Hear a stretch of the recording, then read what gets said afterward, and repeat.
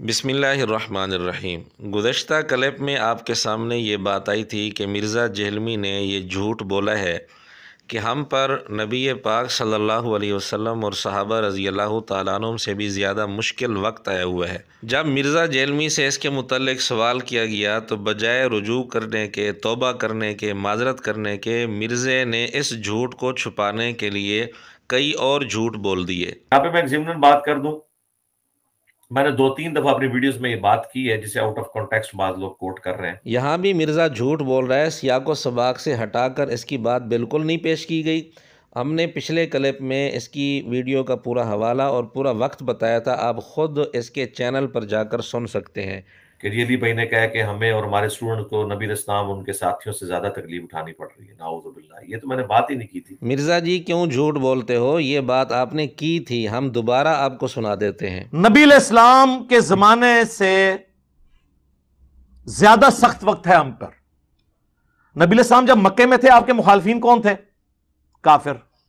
Clear था ना, ये मुसलमानी काफिर। हमारे मुखालफीन वो हैं जो हमें काफिर समझते हैं और खुद को ज्यादा बड़ा आशिक़ रसूल और मुसलमान समझते हैं। मुझे बताएं, ये ज्यादा मुश्किल वक्त था या सहाबा पे ज्यादा मुश्किल वक्त था?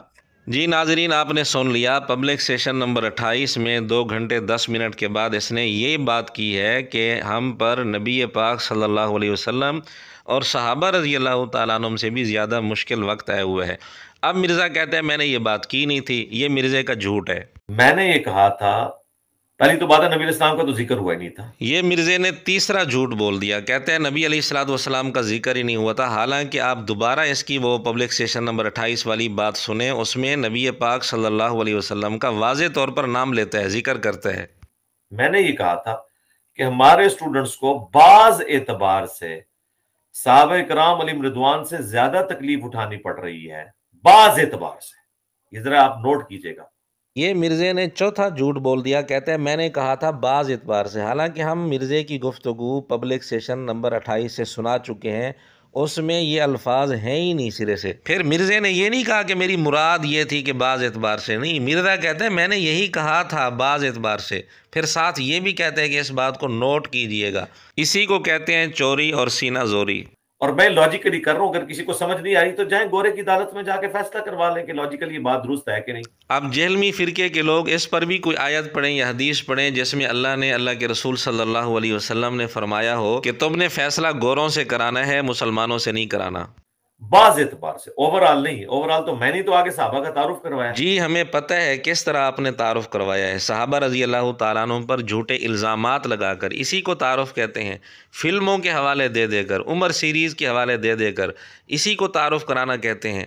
तो मैंने कहा था बाज़ एतबार। मिर्ज़ा जी आपने ये नहीं कहा था बाज़ एतबार से, क्यों बार बार झूठ बोल रहे हो एक झूठ को छुपाने के लिए? ये बाद लोग जो कहते हैं ना, अली भाई इस तरह के जुमले क्यों बोल देते हैं कि बाद में उसको एक्सप्लेन करना पड़ता है। मेरे भाई जुमले तो मैंने बोलने हैं, मैं जानबूझ के बोलता हूं ऐसे जुमले। जी नाज़रीन, अभी कोई बात रह गई है ढकी छुपी। ये कहते हैं मैं जानबूझकर ऐसे जुमले बोलता हूँ, तो इसका मतलब ये है कि पब्लिक सेशन नंबर 28 में जो जुमला बोला था बकौल मिर्ज़े के, इसने जानबूझकर बोला था, होश हवास की हालत में बोला था।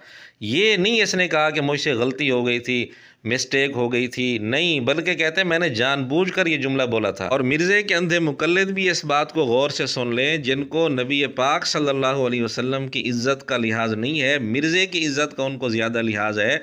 और वो दिफा करने की कोशिश करते हैं कि जी हर इंसान से गलती हो जाती है।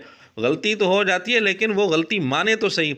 वो तो कहते हैं मैं जानबूझकर ऐसे जुमले बोलता हूँ। और इस सिलसिले में मिर्ज़े ने एक और झूठ भी बोला है, कहते हैं कि जी सहाबा रज़ी अल्लाह तआला अन्हुम के जो मुखालिफ थे वो तो काफिर थे, और हमारे मुखालिफ वो हैं जो हमें काफिर समझते हैं, अपने आप को मुसलमान समझते हैं, हमें काफिर समझते हैं। तो ये भी मिर्ज़े का झूठ है, क्योंकि सहाबा रज़ी अल्लाह तआला अन्हुम के दौर में भी ऐसे हालात आए थे कि लोग सहाबा रज़ी अल्लाह तआला अन्हुम को काफिर कहते थे। और ये बात मिर्ज़े ने ख़ुद बताई हुई है। ख़वारिज के मुतल्लिक़ मिर्ज़े ने बारहा ये बयान दिया है कि ख़वारिज, मिर्ज़ा ख़ुद कहता है कि ख़वारिज मुसलमान थे और सैयदना अली रज़ी अल्लाह तआला अन्हु को काफिर कहते थे। नबी इस्लाम जब मक्के में थे, आपके मुखालफीन कौन थे? काफिर। क्लियर था ना, ये मुसलमानी काफिर। हमारे मुखालफीन वो हैं जो हमें काफिर समझते हैं और खुद को ज्यादा बड़ा आशिक़ रसूल और मुसलमान समझते हैं। मुझे बताएं, ये ज्यादा मुश्किल वक्त है या सहाबा पे ज्यादा मुश्किल वक्त था? तो मिर्ज़े का ये कहना कि हमें लोग काफिर समझते हैं, अपने आप को मुसलमान समझते हैं, ये हालत सहाबा रज़ी अल्लाह तआला अन्हुम के साथ पेश नहीं आई, ये भी मिर्ज़े का झूठ है और ये पांचवा झूठ हो गया। क्योंकि मिर्ज़ा खुद कहता है कि खवारिज मुसलमान थे और वो सहाबा को काफिर कहते थे, सैयदना अली रज़ी अल्लाह तआला अन्हु को काफिर कहते थे। तो ये हालत तो सहाबा के साथ पेश आई थी और वो खुद कहता भी है मिर्ज़ा।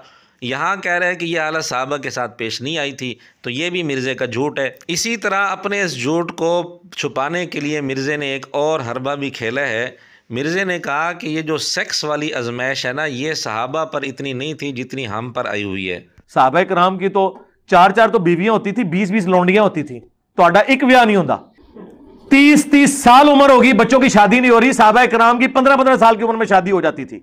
अंदाज़ा करें अपने एक झूठ को छुपाने के लिए ये कितना ज़ोर लगा रहा है, बजाय इसके कि ये माजरत कर लेता, गलती का इकरार कर लेता, इतना ज़ोर लगा रहा है उसी एक झूठ को छुपाने के लिए। सवाल ये है कि क्या सारे सहाबा के पास 4-4 बीवियाँ और 20-20 लौंडियाँ होती थीं?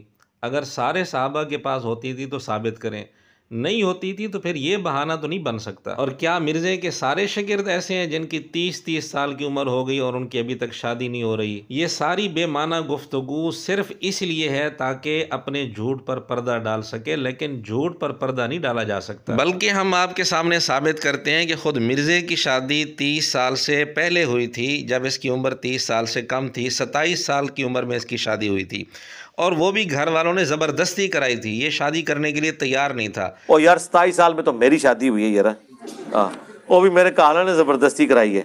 नाज़रीन, अंदाज़ा करें, जिस आदमी की 27 साल की उम्र में ज़बरदस्ती शादी कराई जा रही हो, वो तैयार ना हो शादी के लिए, तो वो आदमी अगर शिकवा करे, क्या उसके मुंह से ये शिकवा अच्छा लगता है कि उनकी इतनी इतनी शादियां थी, तेरी एक शादी ज़बरदस्ती कराई है घर वालों ने? अलबत्ता अगर मिर्ज़ा खुशी से तैयार होता, कोशिश करता कि मेरी 4 शादियां हो जाएं, फिर ना हो रही होती, फिर इसकी ज़ुबान से ये बात किसी हद तक दुरुस्त होती कि सहाबा रज़ी अल्लाह तआला अन्हुम की इतनी इतनी शादियां होती थी, मेरी एक शादी है, तेरी तो एक शादी भी ज़बरदस्ती कराई है घर वालों ने, तो कम अज़ कम मिर्ज़े की ज़ुबान से ये शिकवा अच्छा नहीं लगता। खैर, मिर्ज़े की तो ज़बरदस्ती शादी हो गई, लेकिन मिर्ज़ा अपने शागिर्दों को ये तरगीब दे रहा है कि मेहरबानी करना, जल्दी शादी ना करना, इतनी तकालीफ आती हैं, इतनी परेशानियाँ आती हैं शादी करने के बाद।